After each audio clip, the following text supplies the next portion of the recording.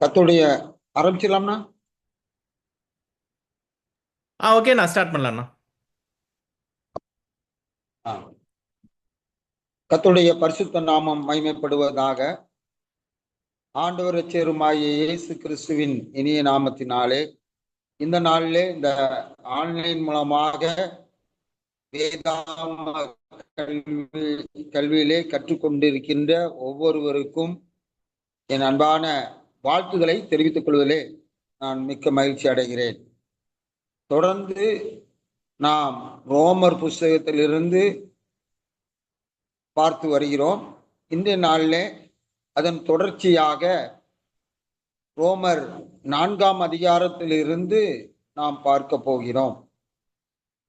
4ஆம் அதிகாரத்தினுடைய தலைப்பு நீதிமானாக்கப்படுதல் விளக்கி காட்டப்படுகிறது. நீதிமானாக்கப்படுதல் விளக்கி காட்டப்படுகிறது. நீதிமானாக்கப்படுதல்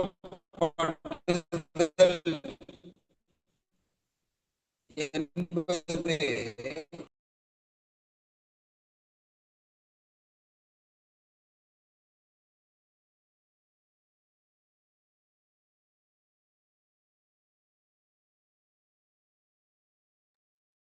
அண்ணா எதுவும் கேட்கலண்ணா. உங்க சிக்னல் வீக்கா இருக்குன்னு நினைக்கிறேண்ணா. எதுவும் கேட்கல.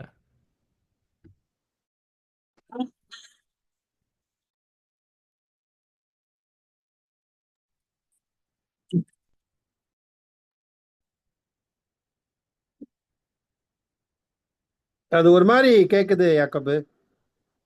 கிளியரா இல்ல, ஒரு மாதிரி.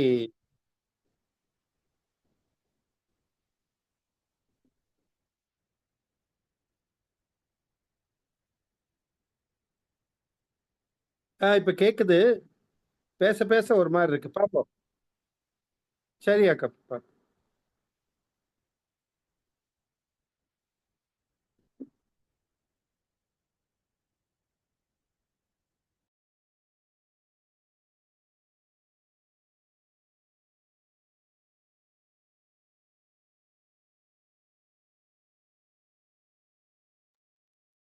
அண்ணா உங்களுக்கு சிக்னல் வீக்கா இருக்குதுண்ணா. உங்க சிக்னல் வீக்கா காட்டுது. நீங்க பேசுறது எதுவுமே எனக்கெல்லாம் இங்க கேட்கல.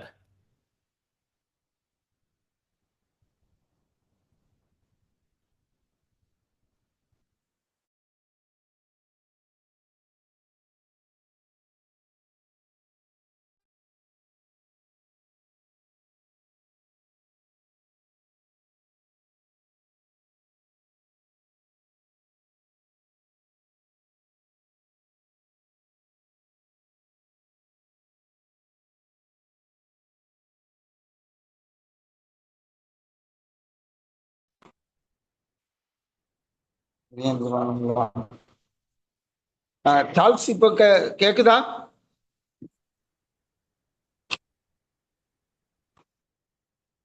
Charles, hello. இப்ப கேக்குதுண்ணா. இப்ப கேக்குது. சரி சரி. தொடர்ந்து 4ஆம் அதிகாரத்தை நாம் பார்ப்போம்.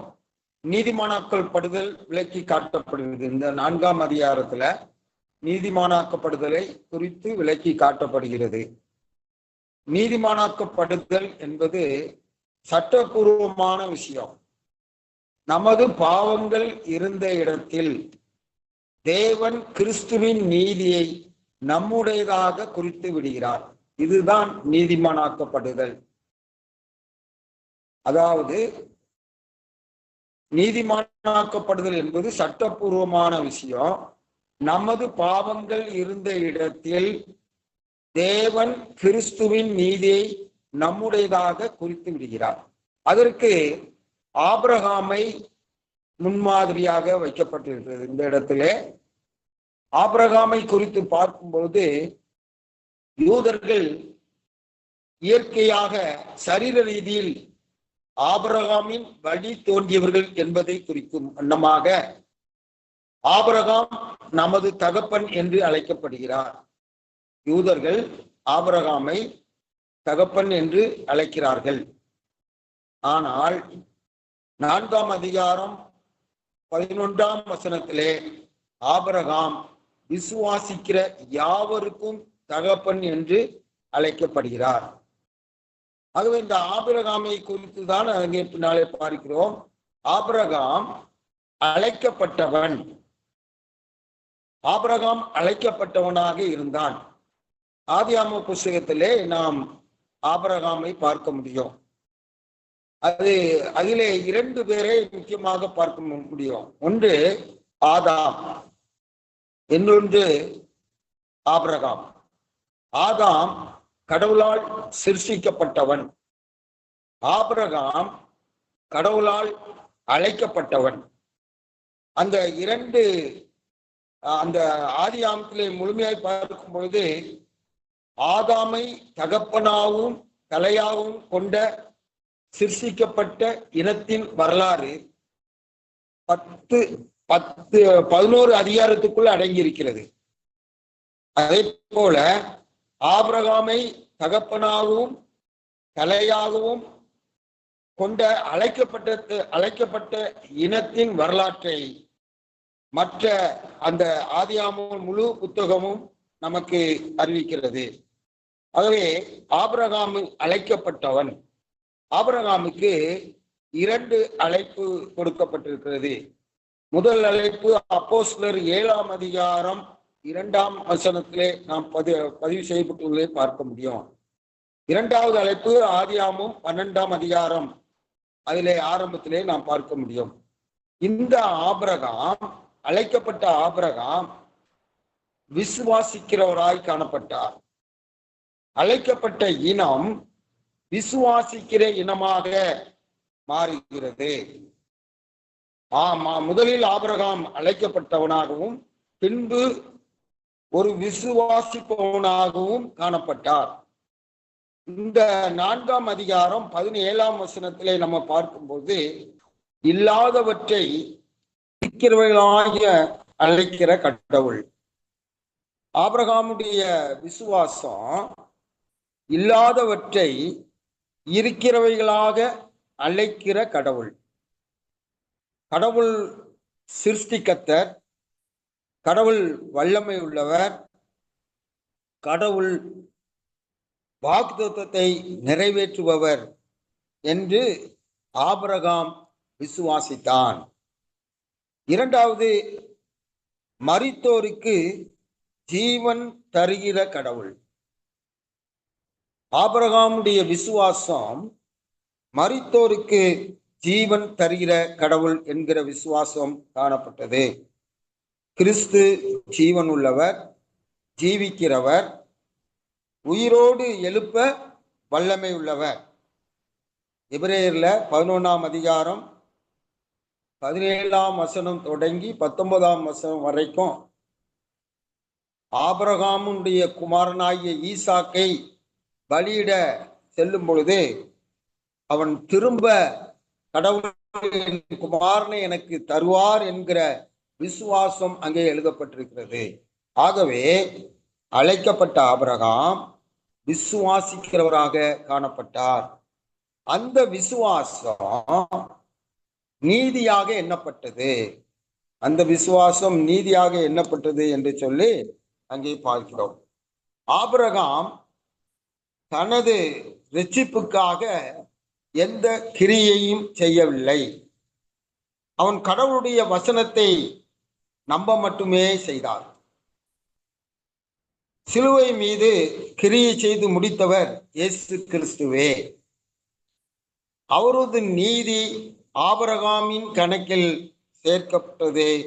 ஆபிரகாம் கிரியைகளினாலே அல்ல, விசுவாசத்தினாலே நீதிமானாக்கப்பட்டான். அப்ப இந்த 4ஆம் அதிகாரத்துல அவர்களுக்கு தெளிவாக சொல்லப்படுகிற காரியம் கிரியைகளினாலே அல்ல, விசுவாசத்தினாலே நீதிமானாக்கப்பட்டான் என்று சொல்லி அங்கே பார்க்கிறோம். கிரியைகளை செய்து முடித்தவர் ஆண்டவராகிய இயேசு கிறிஸ்து என்பதை அங்கே நாம் பார்க்க முடியும். 2வதாக நாம் ஆபிரகாமை குறித்து அங்கே பார்க்கும் பொழுது ஆபிரகாம் நியாய பிரமாணத்தினாலே அல்ல, கிருபையினாலே நீதிமானாக்கப்பட்டார். அவர் நியாய பிரமாணத்தினாலே அல்ல, கிருபையினாலே நீதிமானாக்கப்பட்டார். அது அங்கே 4ஆம் அதிகாரம் 8ஆம் வசனம் தொடங்கி 17ஆம் வசனம் வரைக்கும் அதை நாம் பார்க்க முடியும்.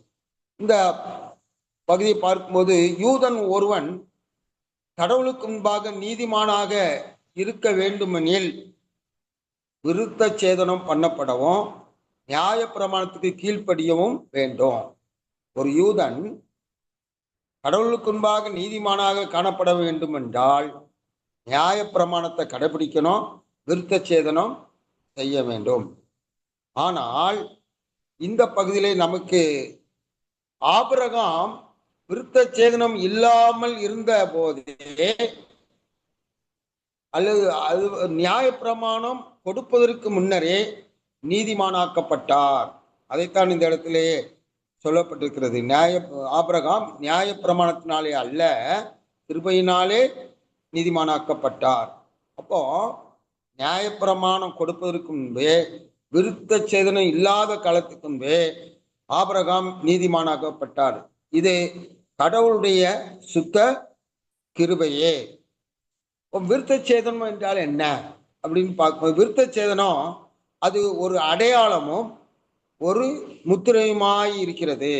அதை நாம் பார்க்கும்போது ரோமர் 4ஆம் அதிகாரம் 11ஆம் வசனத்திலே விருத்த சேதனம் அது ஒரு அடையாளமும் ஒரு முத்திரையுமாகும் என்று சொல்லி பார்க்கிறோம். அது அவன் தேவனுக்கு சொந்தம், அவர் வாக்கை விசுவாசித்தான் என்பதற்கு ஒரு சான்று.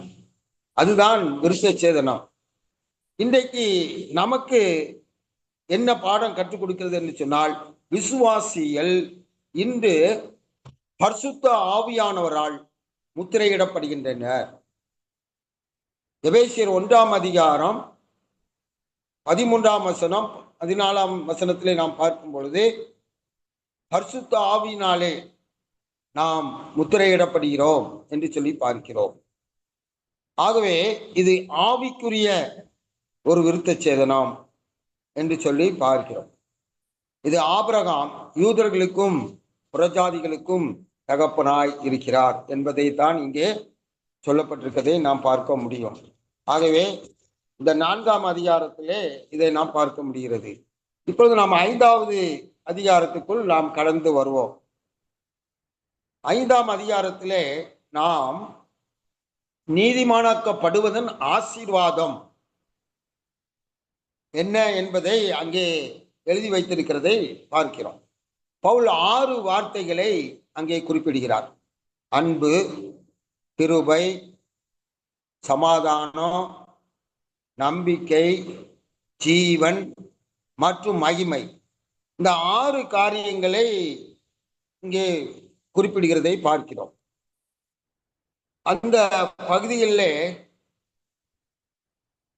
திருத்துவத்தை நாம் பார்க்க முடியும். கடவுளுடைய 3 நபர்களை அங்கே நபருத்தத்தை அங்கே சொல்லுகிறதை பார்க்கிறோம். பரிசுத்த ஆவியானவர் 5ஆம் வசனத்திலே மேலும் நமக்கு அருளப்பட்ட பரிசுத்த ஆவியினாலே பரிசுத்த ஆவியானவரை குறித்து அங்கே பார்க்கிறோம். 6ஆம் வசனத்திலே கிறிஸ்துவை குறித்து நாம் பார்க்கிறோம். அன்றியும் நாம் பலனற்றவர்களாய் இருக்கும் போதே குறித்த காலத்தில் கிறிஸ்து அக்கிரமக்காரருக்காக மரித்தார் என்று சொல்லி அங்கே கிறிஸ்துவை குறித்து அங்கே சொல்லப்பட்டிருப்பதை பார்க்கிறோம். 11ஆம் வசனத்திலே அங்கே கடவுளை குறித்து அங்கே சொல்லப்பட்டதை பார்க்கிறோம். அதுவுமல்லாமல் இப்பொழுது ஒப்புரவாகுதலை நமக்கு கிடைக்க பண்ணின நம்முடைய கர்த்தராகிய இயேசு கிறிஸ்து மூலமாய் நாம் தேவனை பற்றியும் மேன்மை பாராட்டுகிறோம். ஆகவே இந்த பகுதியில் நமக்கு 6 காரியங்களையும் அற்புதமான 3 நபர்களையும் இங்கே வெளிப்படுத்துகிறதை நாம் பார்க்க முடியும். இந்த பகுதியில் நாம் நீதிமானாக்கப்படுதலினால் நமக்கு வருகிற ஆசீர்வாதம் என்னவென்று பார்க்கும்போது, முதலாவது நாம் விசுவாசத்தால் கடவுளின் நீதிப்படுத்துதலையும் ஒப்புரவாகுதலையும் பெற்றிருக்கிறோம். ஆகவே நாம் விசுவாசத்தினால கடவுளுடைய நீதிப்படுத்துதலையும் கடவுளோடு ஒப்புரவாகுதலையும் பெற்றிருக்கிறோம். அப்போ இந்த இடத்துல விசுவாசத்தினால் கடவுளோடு கூட நாம் நீதிப்படுத்துதலை நாம் பெற்றுக்கொண்டோம் என்று சொன்னால் தேவனிடத்தில் நாம் சமாதானம் பெற்றிருக்கிறோம். சொல்லப்பட்டிருக்குது, விசுவாசத்தினாலே நீதிமான்களாக்கப்பட்டிருக்கிறபடியால் நம்முடைய கர்த்தராகிய இயேசு கிறிஸ்து மூலமாய் தேவனிடத்தில் சமாதானம் பெற்றிருக்கிறோம். அப்போ விசுவாசத்தினால நீதிமான்களாக்கப்பட்ட நாம் தேவனிடத்துல ஒரு சமாதானத்தை பெற்றிருக்கிறோம். அந்த ஆசீர்வாதத்தை அங்கே கூறுகிறதை பார்க்கிறோம். ஒப்புரவாகுதல் பெற்றிருக்கிறோம் என்று சொன்னால் தேவனோடு மறுபடியும் ஐக்கியத்திற்குள் கொண்டு வரப்பட்டு இருக்கிறோம். நாம் தேவனுக்கு அந்நியராயிருந்தோம் அல்லது தேவனுக்கு சத்துருவாயிருந்தோம், தேவனுக்கு பகையாய் காணப்பட்டோம். ஆனா விசுவாசத்தின் மூலமாக நாம் தேவனிடத்தில் நாம் என்ன செய்யப்படுகிறோம்? ஐக்கியப்படுத்தப்படுகிறோம். ஆகவே ஒப்புரவாகுதலையும் நாம் பெற்றிருக்கிறோம் என்று சொல்லி அங்கே பார்க்கிறோம். கடவுளுடைய அன்பு ஊற்றப்பட்டிருக்கிறது என்று சொல்லப்பட்டிருக்கு. மேலும் நமக்கு அருளப்பட்ட பரிசுத்த ஆவியினாலே தேவ அன்பு நம்முடைய இருதயங்களில் ஊற்றப்பட்டிருக்கிறபடியால், அப்போ பரிசுத்த ஆவியானவர் நமக்குள் ஊற்றப்பட்டிருக்கிறார். இப்ப அன்பை குறித்து இங்கே பார்க்கிறோம். இந்த அன்பு ஆவியின் கனிகளிலே ஒன்று. ஆகவே அந்த ஆசீர்வாதத்தை பரிசுத்த ஆவியானவர் மூலமாக நாம் பெற்றிருக்கிறோம். மூன்றாவது, நாம் இந்த கிருபையில் பிரவேசிக்கும் சிலாக்கியத்தை பெற்றிருக்கிறோம் என்று சொல்லி பார்க்கிறோம். இந்த கிருபை இருக்கிற இடத்தில் நாம் இருக்கிறோம். நாம் விசுவாசிக்கும் பொழுது நாம் ஆண்டவருடைய கிருபைக்குள் நாம் இருக்கிறோம். உண்மையாகவே இது ஒரு ஆசீர்வாதமான ஒரு காரியம். அடுத்தபடியாக நாம் பார்க்கும்போது தேவனில் மேன்மை பாராட்டுதல். அது எதிலெல்லாம் மேன்மை பாராட்டுகிறோம்? உபத்திரங்களிலேயும் நாம் மேன்மை பாராட்டுகிறோம். தேவ மகிமையில் பங்கு பெறுவதன் நம்பிக்கையில் நாம் மேன்மை பாராட்டுகிறோம். ஆகவே இந்த மேன்மை பாராட்டுதல்ல உபத்திரவத்துல மேன்மை பாராட்டுகிறோம். தேவ மகிமையில் பங்கு பெறுவதன் நம்பிக்கையில் நாம் மேன்மை பாராட்டுகிறோம் என்று சொல்லி அங்கே சொல்லுகிறதை பார்க்கிறோம். அடுத்தபடியாக நாம் பார்க்கும்போது கிறிஸ்து ஜீவனில் ரட்சிக்கப்படுகிறார். 10ஆம் வசனத்துல நாம் தேவனுக்கு சத்துருக்களாய் இருக்கையில் அவருடைய குமாரனின் மரணத்தினாலே அவருடனே ஒப்புரவாக்கப்பட்டோமானால் ஒப்புரவாக்கப்பட்ட பின் நாம் அவருடைய ஜீவனாலே ரட்சிக்கப்படுவது அதிக நிச்சயமாமே. அப்போ இந்த இடத்துல பார்க்கும்போது ரட்சிக்கப்படுதல் அல்லது ஜீவனில் ரட்சிக்கப்படுதல் என்று சொல்லி பரிசுத்தமாக்கப்படுதல். நாம் பரிசுத்தமாக்கப்படுதல் எதிலிருந்துலாம்? பாவத்திலிருந்து, மரணத்தின் பிரமாணத்திலிருந்து விடுவிக்கப்பட வேண்டும். அது மாத்திரமல்ல, உலக வாழ்க்கையிலிருந்து ரட்சிப்படைய வேண்டும். அதான் கிறிஸ்து ஜீவனில் ரட்சிக்கப்படுதல் என்று சொல்லி அங்கே சொல்லுகிறதை பார்க்கிறோம். அதுக்கு பிற்பாடு பார்க்கும் பொழுது நாம் நீதிமானாக்கப்படுதலின் ஆதாரத்தை குறித்து இங்கே சொல்லப்பட்டிருக்கிறது. 2 மனிதர்கள், 2 செயல்கள், 2 விளைவுகள். அதுதான் இந்த ரோமர் 5ஆம் அதிகாரம் 12லிருந்து 21 வரைக்கும் உள்ள பகுதியில் நாம் பார்க்க முடியும். 2 மனிதர்கள், கடவுளுடைய பார்வையில 2 மனிதர்கள் மட்டுமே உள்ளனர். ஒன்று ஆதாம், கடவுளால் சிருஷ்டிக்கப்பட்டவன். ஆதியாகமம் 1ஆம் அதிகாரம் 27ஆம் வசனம். 2வது கிறிஸ்து, மாம்சத்தில் வெளிப்பட்ட தேவன். யோவான் 1ஆம் அதிகாரம் 14ஆம் வசனம். முந்தின ஆதாம், பிந்தின ஆதாம் என்று அழைக்கப்படுறதை நாம் பார்க்க முடியும். ஆகவே இந்த 2 நபர்களை குறித்து அங்கே சொல்லப்பட்டிருக்கிறதை நாம் பார்க்க முடியும். 2 செயல்கள் அங்கே காணப்படுகிறது. முதலாவது, தோட்டத்தில் ஆதாமின் மீறுதல், ஜீவ விருட்சம், நன்மை தீமை அறியத்தக்க மரம், 2 மரங்கள் அங்கே இருக்கிறது. ஜீவ விருட்சம் இருக்கு, நன்மை தீமை அறியத்தக்க மரம். ஜீவ விருட்சத்தினுடைய விளைவு அது ஜீவன், ஜீவன். ஆனால் நன்மை தீமை அறியத்தக்க மரம் அது அறிவு, அதனுடைய விளைவு மரணம். அதாவது விருட்சத்தின் விளைவு ஜீவன்,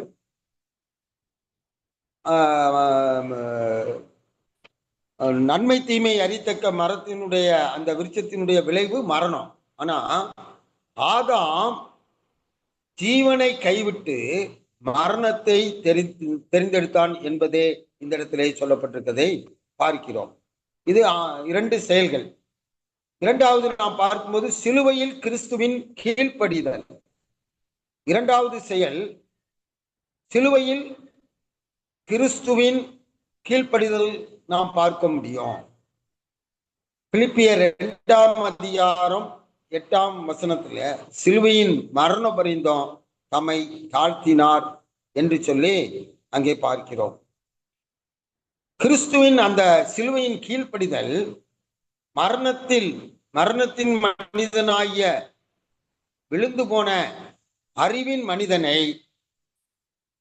தீர்த்து கட்டி மனிதனை ஜீவனிடம் திருப்பி அவனை ஒரு ஜீவனின் மனிதனாய் மாற்றுகிறது. ஆகவே இந்த 2 விளைவுகளை அங்கே பார்க்கிறோம். ஆதாமுடைய செயல்கள், கிறிஸ்துவின் செயல்கள் ஆகிய 2 செயல்கள் அங்கே இருக்குது. 2 விளைவுகள் என்ன என்று சொல்லி நாம் பார்க்கும் பொழுது, ஆதாமின் மீறுதலினுடைய விளைவு பாவம் நுழைந்தது. 5ஆம் அதிகாரம் 12ஆம் வசனத்தின் பார்க்கும் பொழுதே பாவம் நுழைந்தது. அது மாத்திரமல்ல, பாவம் மரணத்திற்கு ஏதுவாக ஆண்டு கொண்டது. 21ஆம் வசனத்திலே அதை நாம் பார்க்க முடியும். மக்கள் மீது ஆட்சி செய்யக்கூடியது. அந்த பாவம் எல்லாரையும் ஆட்சி செய்தது என்று சொல்லி பார்க்கிறோம். மக்களை வஞ்சித்து கொள்ளக்கூடியது. அந்த பாவத்துக்கு அவ்வளவு அதிகாரம் இருக்கிறதே அங்கே சொல்லப்பட்டிருக்குது.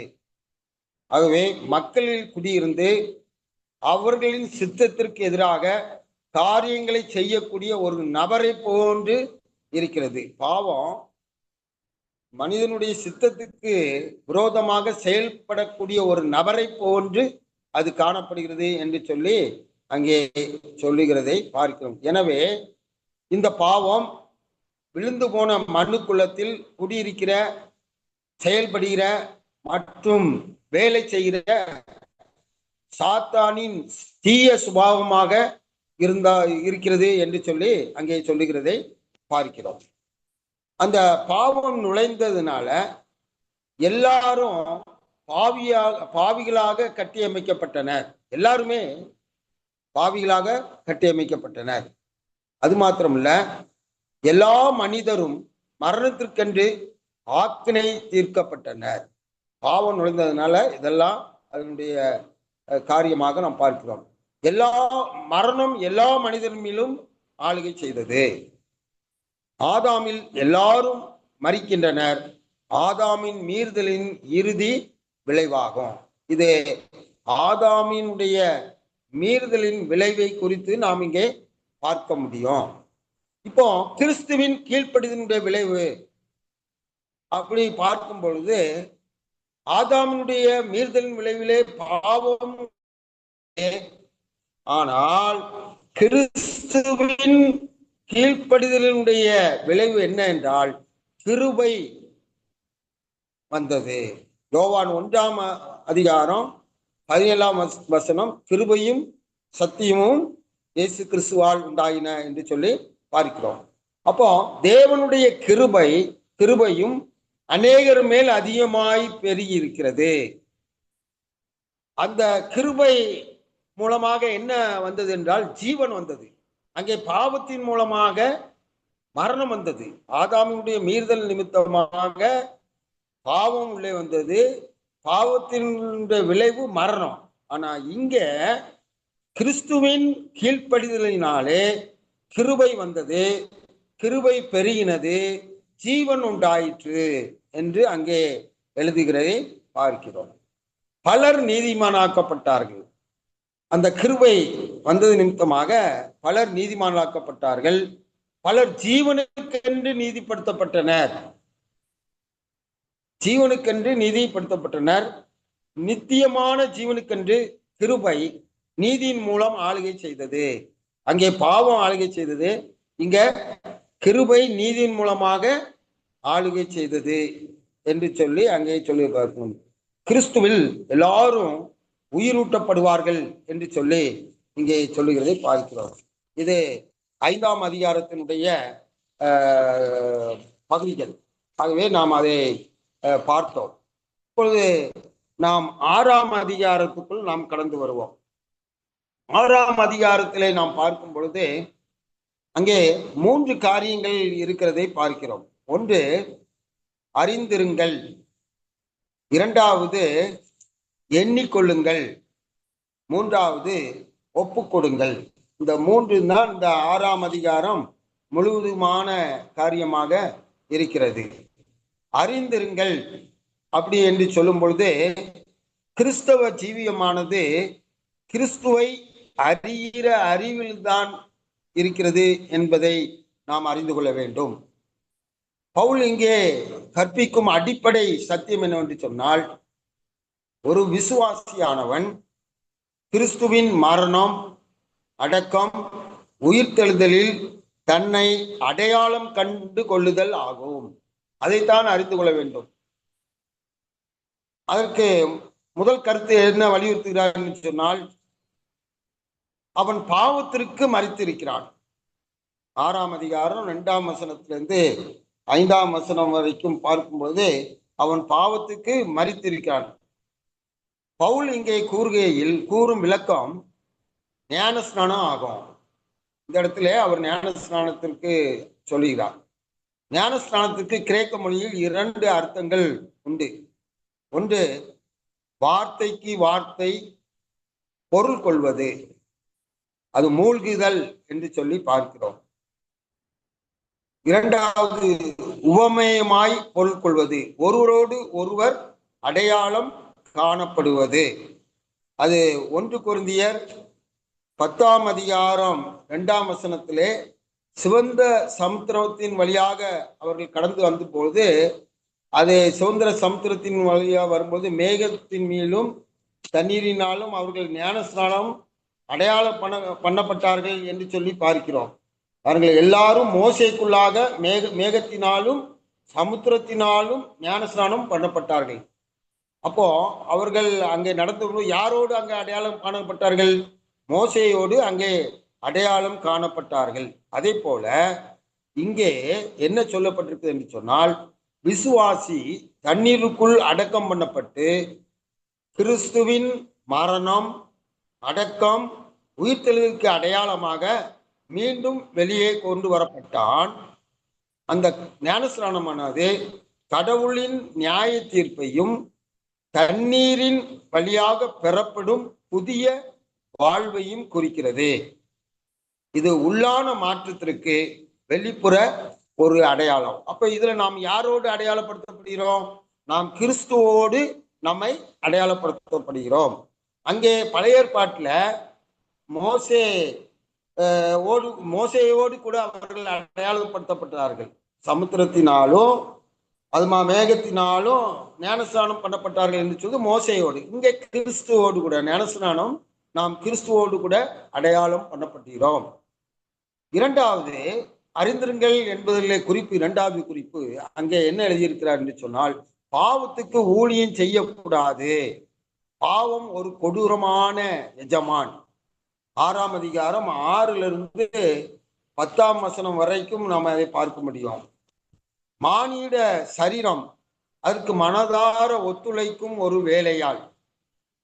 பாவத்துக்கு ஊழியம் செய்வதற்காக இந்த சரீரம் மனதார ஒத்துழைக்கக்கூடிய ஒன்று.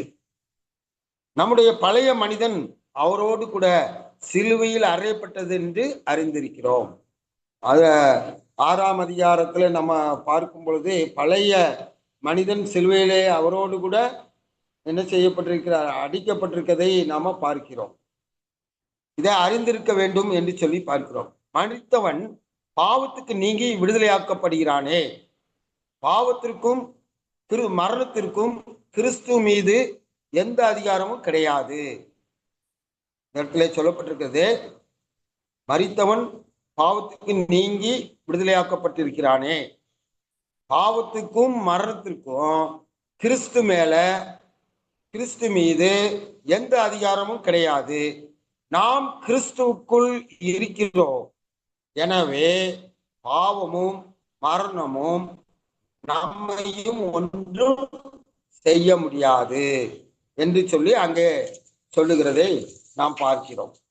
2வது எண்ணிக்கொள்ளுங்கள். 6ஆம் அதிகாரம் 11ஆம் வசனத்திலே பார்க்கும் பொழுது நீங்கள் எண்ணிக்கொள்ளுங்கள் என்று சொல்லி அங்கே பார்க்கிறோம். அதுவுமல்லாமல்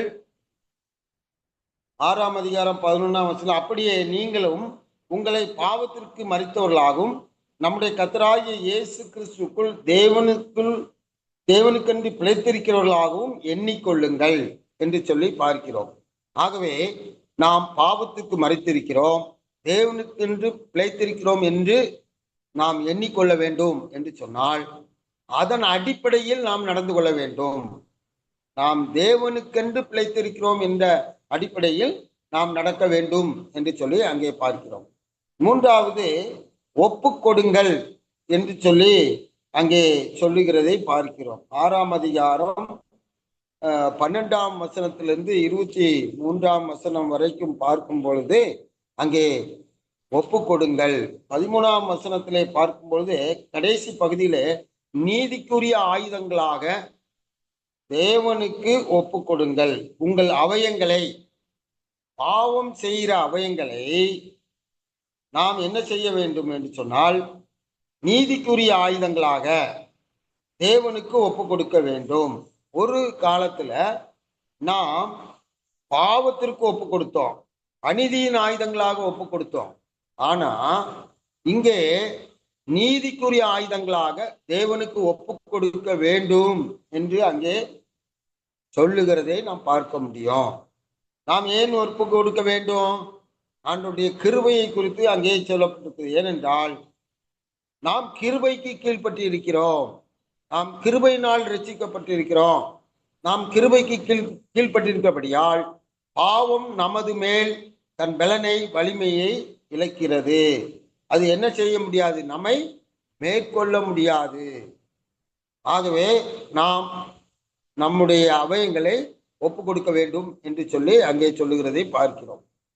அங்கே விடுதலையை குறித்து நாம் பார்க்கிறோம். முன்னே நீங்கள் பாவத்துக்கு அடிமைப்பட்டிருந்தீர்கள், இப்பொழுது பரிசுத்தமானதை நடப்பிக்கும்படி உங்கள் அவயங்களை நீதிக்கு ஒப்பு கொடுங்கள்.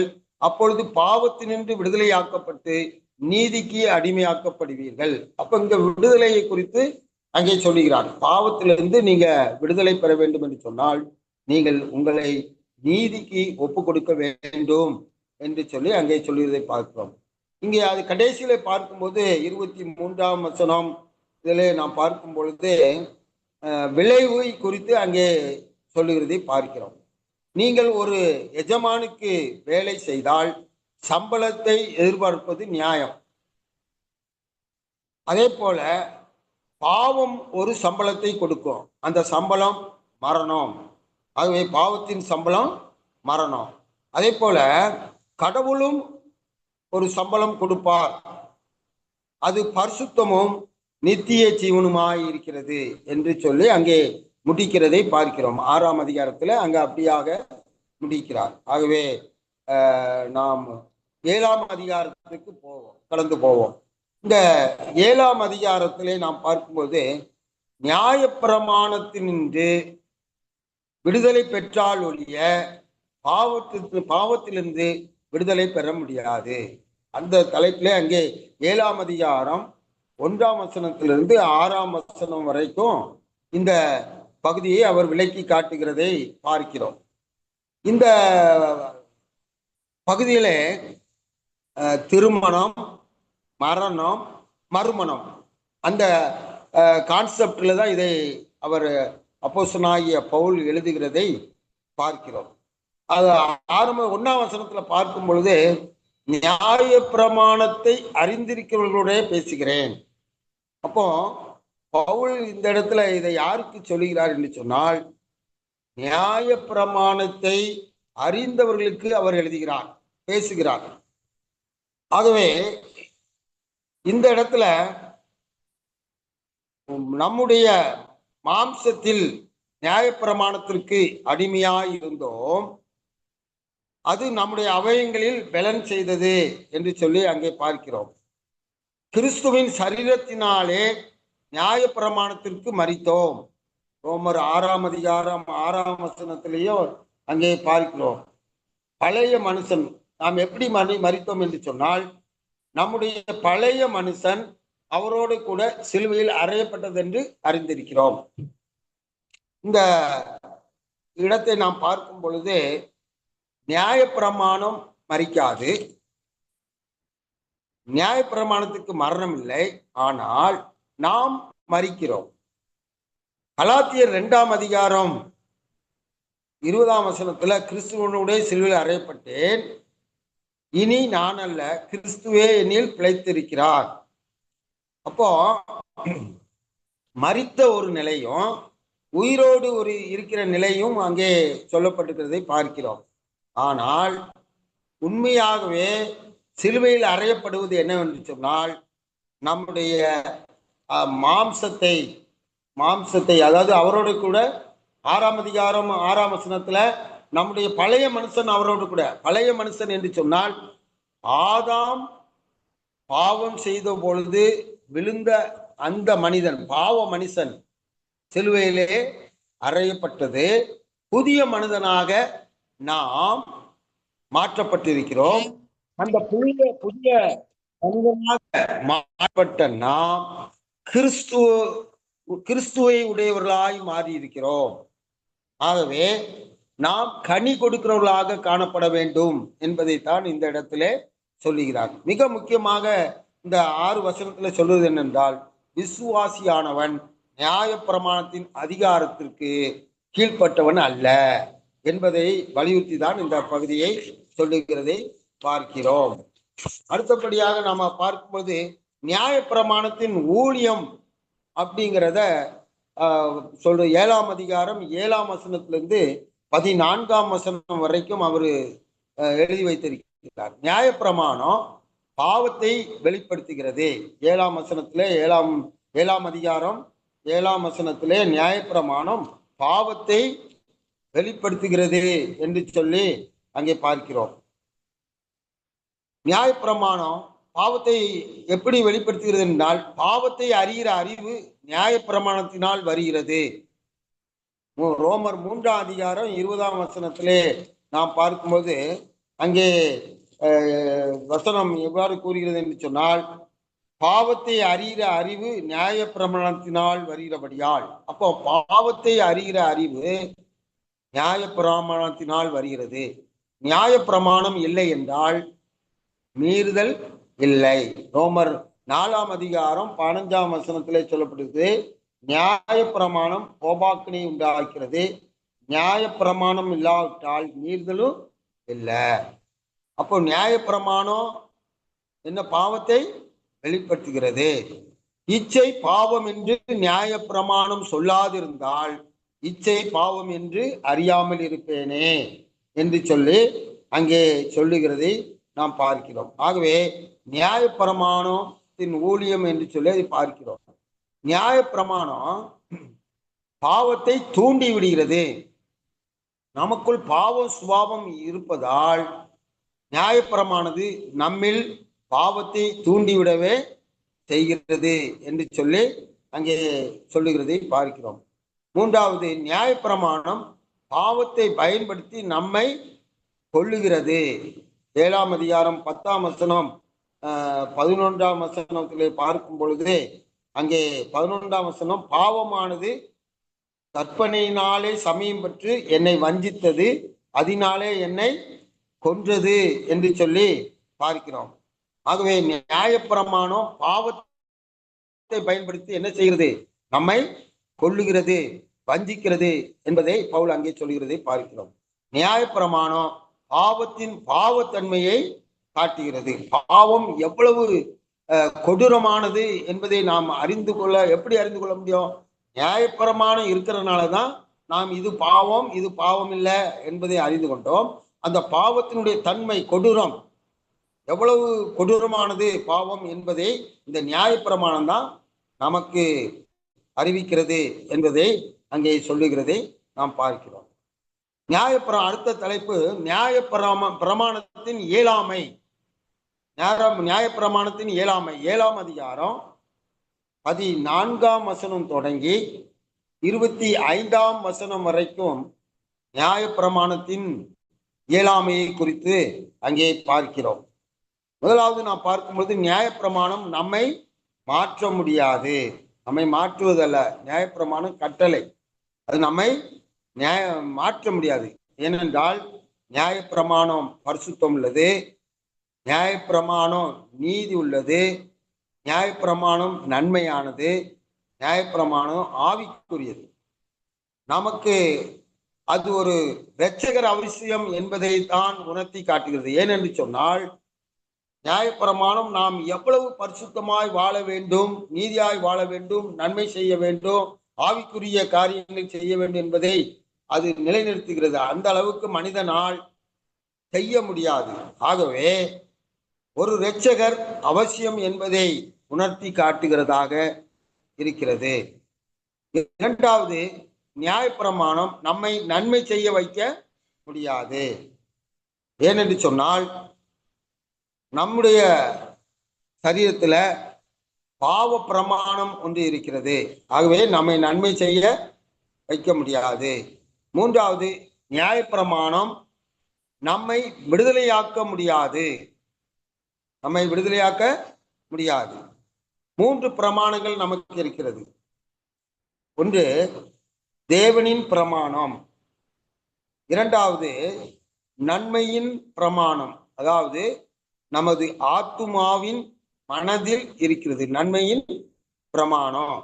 மூன்றாவது பாவ பிரமாணம், நம்முடைய மாம்சத்துல இருக்கிறது. ஆகவே தான் பவுல் இங்கே நான் நன்மை செய்ய வேண்டும் என்கிற விருப்பம் எனக்கு இருக்கிறது, ஆனா என்ன செய்யவில்லை, நன்மை எனக்குள் வாசமாய், அதாவது நான் எப்படின்னு நான் செய்கிறது எனக்கே சமையல், நான் விரும்புகிறதை செய்யாமல் நான் வெறுக்கிறதையே செய்கிறேன். இப்படி நான் விரும்பாததை செய்யறனா இருக்க நியாயப்பிரமாணம் நல்லதென்று ஒத்துக்கொள்கிறேனோ, ஆதலால் நான் அல்ல, எனக்குள் வாசமாயிருக்கிற பாவமே அப்படி செய்கிறது. அப்போ 3 பிரமாணங்கள் ஒரு மனிதனுக்குள்ளே காணப்படுகிறது. ஒன்று தேவனுடைய பிரமாணம் வெளியே இருக்கிறது, கட்டளைகளால் நமக்கு வெளியே இருக்கிறது. நமக்குள்ள நன்மை செய்ய வேண்டும் என்கிற ஒரு பிரமாணம் இருக்கிறது. மூன்றாவது, நமக்குள்ள சரீரத்துல பாவ பிரமாணம் இருக்கிறது. நாம் செய்ய வேண்டுங்கிற விருப்பத்தை செய்ய விடாம தடுக்கிறது இந்த பாவ பிரமாணம். ஆகவே பவுல் இந்த இடத்துல சொல்றாரு, நியாய பிரமாணத்தின்படி நிறைவேற்ற விரும்புகிறாரு, ஆனா முடியல, முயற்சிக்கிறார். அதுதான் நிர்பந்தமான மனிதன், நான் நிர்பந்தமான மனுஷன், நான் விரும்புறத என்னால செய்ய முடியல அப்படின்னு சொல்றாரு. ஆகவே இந்த மரண சரீரத்திலிருந்து என்னை யாரு விடுதலை ஆக்குவா என்று சொல்லி அங்கே அங்கலாய்க்கிறதை பார்க்கிறோம். ஆனா அதற்கு பதில் எங்க இருக்குன்னா 8ஆம் அதிகாரத்துலதான் அதற்கு பதில் இருக்கிறதை பார்க்கிறோம். என்னவென்றால், தேவனின் ஆவியின் ஜீவ ஆவியின் பிரமாணம் என்னை பாவம் மரணம் என்ற பிரமாணத்திலிருந்து விடுதலை ஆக்கிற்று. ஆகவே 8ஆம் அதிகாரத்துல தான் அங்கே பார்க்கணும். அப்போ ஒன்று தேவனின் நியாய பிரமாணம் இருக்குது, இரண்டாவது நாம் பார்க்கிறோம் நன்மையின் பிரமாணம் இருக்கிறது, மூன்றாவது பாவ பிரமாணம் இருக்கிறது, நான்காவது ஜீவ ஆவியின் பிரமாணம் நம்மை விடுவிக்கும்படியாக ஆவியானவர் நம்மோடு கூட இருக்கிறார். ஆகவே இந்த 8ஆம் அதிகாரத்தை நாம் பார்ப்போம். 8ஆம் அதிகாரத்துல நாம் பார்க்கும் பொழுது முதலாவது 8ஆம் அதிகாரம் 1ஆம் வசனத்திலிருந்து 4ஆம் வசனம் வரைக்கும் பார்க்கும் பொழுது ஒரு புதிய பொசிஷன்ல ஆண்டவர் நம்மை கொண்டு வந்திருக்கிறார். என்ன என்று சொல்லி பார்க்கும் பொழுது ஒரு ஒரு மனிதனுக்கு பாவம், மரணத்தின் சட்டம் மற்றும் மரணத்தின் சட்டம் அவனை ஆளுகை செய்கிறது. ஆனா அதிலிருந்து விடுதலை நமக்கு எதிரே கிடைக்கிறது என்று சொன்னால் கிறிஸ்துவின் மூலம் அதிலிருந்து நமக்கு விடுதலை கிடைக்கிறது. ஆகவே தான் அங்கே சொல்லப்பட்டிருக்கிறது, ஆனபடியினால் கிறிஸ்து இயேசுக்கு உட்பட்டவர்களாய் இருந்து மாம்சத்தின்படி நடவாமல் ஆவியின்படியே நடக்கிறவர்களுக்கு ஆக்கினை தீர்ப்பில்லை. கிறிஸ்து இயேசுவினாலே ஜீவனுடைய ஆவியின் பிரமாணம் என்னை பாவம் மரணம் என்பவரின் பிரமாணத்திலிருந்து விடுதலை ஆக்கிற்றேன். அங்கே 7ஆம் அதிகாரத்துல இந்த மரண சரீரத்திலிருந்து என்னை யார் விடுதலை ஆக்குவார்? ஆனா இங்க ஆண்டவருடைய வார்த்தை பவுல் எழுதி வைத்திருக்கிறார் என்னவென்று சொன்னால், இந்த பிரமாணத்திலிருந்து நிர்பந்தமான நிலை என்று அந்த இடத்திலிருந்து அவனை காப்பாற்றுவதற்கு ஆண்டவருடைய ஜீவனின் ஆவியின் பிரமாணம் அவனுக்கு கொடுக்கப்பட்டிருக்குது என்று சொல்லி பார்க்கிறோம். இரண்டாவது பார்க்கிறோம், புதிய கெஸ்ட், புதிய விருந்தினர் பரிசுத்த ஆவியானவர். 8ஆம் அதிகாரம் 5ஆம் வசனத்திலிருந்து நாம் பார்க்கும் பொழுது பரிசுத்த ஆவியானவரை குறித்து அங்கே பார்க்கிறோம். பரிசுத்த ஆவியானவர் நமக்குள்ளே வாசமாயிருக்கிறார், புதிய கெஸ்டாக நமக்குள்ளே இருக்கிறார் என்று சொல்லி பார்க்கிறோம். இந்த பகுதிகளில் 8ஆம் அதிகாரத்திலே பார்க்கும் பொழுது ஜீவனின் ஆவியானவர், கிறிஸ்துவின் ஆவியானவர், மகிமையின் ஆவியானவர், அதே போல தேவனின் ஆவியானவர், புத்திர சுவிகாரத்தின் ஆவியானவர், இப்படி ஆவியானவரை குறித்து அங்கே எழுதி வைத்திருக்கிறதை பார்க்கிறோம். ஆகவே இந்த இடத்துல பரிசுத்த ஆவியானவர் நமக்குள் வாசமாயிருக்கிறார். ரட்சிக்கப்பட்டவனுக்கும் ரட்சிக்கப்படாதவனுக்குள்ள வேறுபாடுகளை அங்கே நம்ம பார்க்கிறோம். என்னவென்று சொன்னால், ரட்சிக்கப்பட்டவன் ஆவியின்படி நடக்கிறவன், அவன் ரட்சிக்கப்பட்டவன், அவனுக்குள்ளே ஜீவன் இருக்குது, அவன் தேவனோடு சமாதானமாக இருக்கிறான், தேவனை பிரியப்படுத்துகிறவனாக இருக்கிறான். அதே போல ரட்சிக்கப்படாதவன் மாம்சத்தின்படி நடக்கிறவன், அவனுக்கு மரணம், தேவனோடு அவனுக்கு எப்பொழுதும் யுத்தம், போர், சுயத்தை பிரியப்படுத்துகிறவனாக இருக்கிறான் என்று சொல்லி பார்க்கிறோம். ரட்சிக்கப்பட்டவன் ரட்சிக்கப்படாதவனுக்குள்ள 4 வேற்றுமைகளை இங்கே 8ஆம் அதிகாரம் 5ஆம் வசனத்திலிருந்து 8ஆம் வசனம் வரைக்கும் நம்ம படித்து பாருங்கள், தெரியும். அடுத்தபடியாக அங்கே 8ஆம் அதிகாரம் 9லிருந்து 11 வசனம் வரைக்குள்ள பார்க்கும்போது, நீங்கள் ஆவிக்குட்பட்டவர்களாக இருப்பீர்கள், உங்களிடத்தில் ஆவியானவர் வாசம் செய்தால் நீங்கள் ஆவிக்குட்பட்டவர்களாக இருப்பீர்கள். இந்த ஆவியானது உங்களுக்குள்ளே ஜீவன் உள்ளதாய் காணப்படும், உங்கள் சரீரம் உயிர்ப்பிக்கப்படும். 3 குறிப்புகளை இந்த இடத்துல பார்க்கிறோம். இந்த இடத்துல நமக்கு பார்க்கும்போது, தேவனுடைய ஆவி உங்களில் வாசமாய் இருந்தால் நீங்கள் மாம்சத்துக்கு உட்பட்டவர்களாமல் ஆவிக்குட்பட்டவர்களாய் இருப்பீர்கள். கிறிஸ்துவின் ஆவி இல்லாதவன் அவருடையவன் அல்ல என்று சொல்லி பார்க்கிறோம். அப்போ ஆவிக்கு உட்பட்டவர்களாக நாம் காணப்படுவோம் கிறிஸ்துவின் ஆவி நமக்குள்ள இருந்தால். இரண்டாவது, இந்த ஆவியானவர் நமக்குள்ளே இருந்தால் ஜீவனுள்ளதாக இருக்கும். நம்முடைய ஆவியானது எப்படி இருக்கும்? ஜீவனுள்ளதாக காணப்படும். மூன்றாவது, உங்கள் சரீரம் உயிர்ப்பிக்கப்படும். அது 11ஆம் வசனத்திலே பார்க்கிறோம். அன்றியும் இயேசுவை மரித்தோரிலிருந்து எழுப்பினுடைய ஆவி உங்களில் வாசமாயிருந்தால், கிறிஸ்துவை மரித்தோரிலிருந்து எழுப்பினவர் உங்களில் வாசமாயிருக்கிற தம்முடைய ஆவியினாலே சாவுக்கு ஏதுவான உங்கள் சரீரங்களையும் உயிர்ப்பிப்பார் என்று சொல்லி பார்க்கிறோம். ஆகவே 3 காரியம் அங்கே பார்க்கிறோம். 4வது குறிப்பு பார்க்கும் பொழுது நியூ அடாப்ஷன், புதிய தத்தெடுப்பு என்று சொல்லி 8ஆம் அதிகாரம் 14லிருந்து 17ஆம் வசனம் வரைக்கும் பார்க்கும் பொழுது அங்கே புதிய தத்தெடுப்பை பார்க்கிறோம். அந்த 14ஆம் வசனத்திலே நாம் பார்க்கும் பொழுது தேவனுடைய புத்திரராக நம்மை ஆண்டவர் மாற்றுகிறார் என்று சொல்லி அங்கே நாம் பார்க்க முடியும். அப்பா பிதாவே என்று கூப்பிடத்தக்கதான புத்திர சுவாத்தின் ஆவியை நமக்கு கொடுத்திருக்கிறார் என்று அங்கே எழுதி வைத்திருக்கிறது. ஐந்தாவது, அடுத்தபடியாக 4வது குறிப்பு நியூ எக்ஸ்பெக்டேஷன், புதிய எதிர்பார்ப்பு என்று சொல்லி அங்கே பார்க்கிறோம். புதிய எதிர்பார்ப்பை குறித்து அங்கே எழுதி வைத்திருக்கிறதை பார்க்கிறோம். இந்த புதிய எதிர்பார்ப்பு என்னவென்று சொல்லி பார்க்கும் பொழுது 8ஆம் அதிகாரம் 18ஆம் வசனத்திலிருந்து நம்ம பார்க்கிறோம். இந்த இடத்துல அதாவது சகல சிருஷ்டிகளும் என்ன என்றால் அவைகள் எல்லாம் ஏகமாய் தவித்து பிரசவ வேதனைப்படுகிறது. எதற்கென்று சொன்னால் அவைகள் புதிய, அதாவது நம்முடைய மீட்புக்காக அவைகள்லாம் எதிர்பார்த்து கொண்டிருக்கிறது என்று சொல்லி அங்கே சொல்லுகிறதை பார்க்கிறோம். ஆகவே கிறிஸ்தவர்கள் ஒரு புதிய உடலை பெறுவார் என்றும் அது கிறிஸ்துவின் உடலை போன்றது. 1 யோவான் 3ஆம் அதிகாரம் 2ஆம் வசனம் சொல்லும் போது அவர் எப்படி இருக்கிறாரோ அதே வண்ணமாக நாம் இருப்போம் என்றும் இப்படி அங்கே சொல்லுகிறதை பார்க்கிறோம். 5வது நியூ பிரேயர் ஹெல்பர், புதிய ஜெப உதவியாளர்.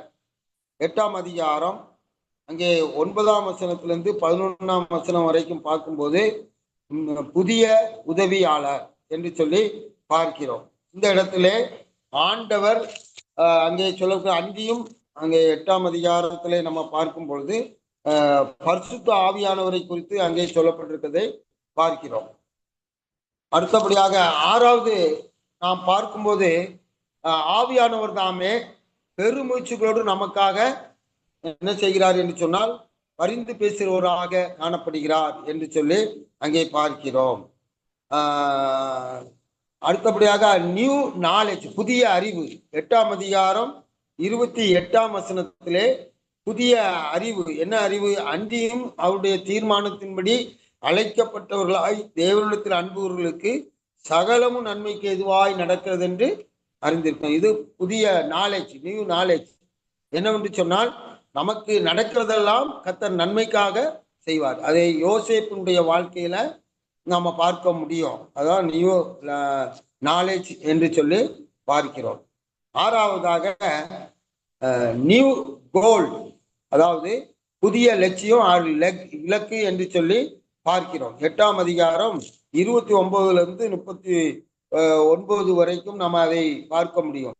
இந்த இடத்துல நம்ம பார்க்கும்போது என்ன இலக்கு என்றால் தமது குமாரனுடைய சாயலுக்கு ஒப்பாய் இருப்பதுக்கு இலக்கு என்ன வைத்திருக்காருன்னு சொன்னால் குமாரனுடைய சாயலுக்கு ஒப்பாய் மாறுவதற்காக இலக்கு வைத்திருக்கார். அதற்காக சில படிகளை அவர் வைத்திருக்கிறார். என்னவென்று சொன்னால் விசுவாசியை அவர் முன் குறித்திருக்கிறார், அதாவது முன் குறித்திருக்கிறார். அதே போல அவர்களை அழைத்திருக்கிறார். எவர்களை முன் குறித்தாரோ அவர்களை என்ன செய்தாரு? அவர்களை அழைத்தார். அதே போல அழைக்கப்பட்டவர்களை நீதிமான்களாய் மாற்றினார், மகிமையும் படுத்தினார் என்று சொல்லி அங்கே சொல்லப்பட்டிருக்கதை பார்க்கிறோம். ஆகவே புதிய இலக்கு என்று சொல்லி அங்கே அந்த வசனத்தை சொல்கிறார். கடைசியாக இந்த இலக்கை அடைவதற்கு முழுமையான உத்தரவாதம் கடவுள் கொடுக்கிறார். என்ன என்று சொன்னால் 32ஆம் வசனம் பார்க்கும் பொழுது 32வது நம்முடைய சொந்த குமாரன் என்றும் பாராமல் நம்ம எல்லாருக்காகவும் அவரை ஒப்பு கொடுத்தவர் அவரோட கூட மற்ற எல்லாவற்றையும் நமக்கு அருளாதிருப்பது எப்படி? அப்போ நமக்கு ஒரு உத்தரவாதம், எல்லாவற்றையும் அவர் கொடுப்பேன் என்ற உத்தரவாதத்தை, வாக்குகளை அங்கே கொடுக்கிறார். அது மாத்திரமல்ல, 33ஆம் வசனத்துல தேவன் தெரிந்து கொள்ளப்பட்டவர்கள் மீது யார் குற்றம் சுமத்துவார்கள்? யாரை என்ன செய்ய முடியாது? குற்றம் சுமத்த முடியாது என்று சொல்லுகிறதை பார்க்கிறோம். கடைசியாக அவர் கிறிஸ்துவின் அன்பை விட்டு நம்மை பிரிப்பவன் யார் என்று சொல்லி அங்க பார்க்கிறோம். உபத்திரம் அது வெளியிலிருந்து வருகிறது. அதே போல துன்பம், அது உள்நோக்கிய அழுத்தம், பாரங்கள், கவலைகள், எல்லாவற்றையும் எதுவாயிருந்தாலும் கிறிஸ்துவின் அன்பை விட்டு என்னை பிரிக்க முடியாது என்று அங்கே பவுல் சொல்கிறதை பார்க்கிறோம். கடைசியாக பார்க்கும் பொழுது தேவனுடைய அன்பை விட்டு நம்மை பிரிக்க முடியாது. அது உயர்வானாலும் பவுலுடைய வாழ்க்கையில் நடந்த எல்லா சம்பவத்தையும் அங்கே சொல்லியிருக்கார். மரணமானாலும் ஜீவனானாலும் எதுவா இருந்தாலும் தேவனுடைய அன்பை விட்டு நம்மை பிரிக்க முடியாது என்று நான் நிச்சயித்திருக்கிறேன் என்று சொல்லி பவுல் சொல்லுவதை பார்க்கிறோம். ஆகவே இன்றைக்கு நாம் 4ஆம் அதிகாரத்திலிருந்து 8ஆம் அதிகாரம் முடியும் நாம் பார்த்தோம். கர்த்தர் தாமே நம்மை ஆசீர்வதிப்பாராக. ஆமென்.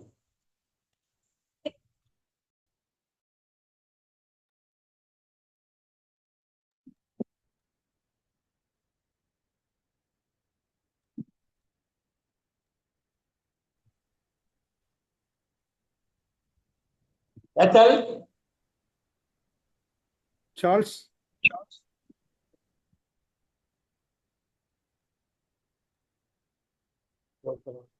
Okay, ready.